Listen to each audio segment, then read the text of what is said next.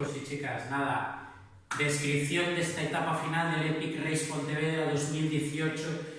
desde Alhama hasta Pontevedra. 55 kilómetros en la que prima más la bajada que la subida, pero bueno, hay que tener en cuenta que subimos 1300 metros, que en 55 kilómetros no está mal, y bajamos en torno a los 1750. Salimos de Alhama pues, subiendo, la subida, la verdad es que la primera subida a un monte de Oceo sobre Alhama es bastante exigente, hay unas vistas,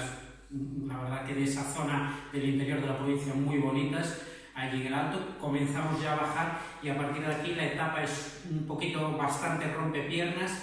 principalmente caminos forestales, no hay zonas especialmente técnicas, salvo, bueno, en torno a la mitad de la etapa llegamos al concello de Ponte Caldelas, una vez que atravesamos este concello por el centro y su playa fluvial, Bandera Azul, en Galicia, un concello precioso. Ahí hay una zona que por este tema de los incendios, pues sí está un poquito, aunque es camino forestal, nos comentan ahora estos días que está un poquito más embarrada, no tiene mayor dificultad que esa, y toda esa zona es muy rodadora hasta que ya en los últimos kilómetros, en torno al kilómetro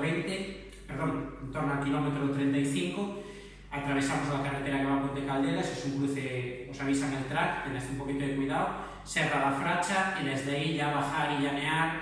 hasta llegar a Pontevedra y nada, emocionarse porque habéis acabado esta prueba tan épica como su nombre indica, estos 550 kilómetros por toda la provincia de Pontevedra, 14.500 de acumulado y una infinidad de paisajes que habéis disfrutado, sufrido y que seguro que vais a recordar con alegría y con lágrimas de felicidad.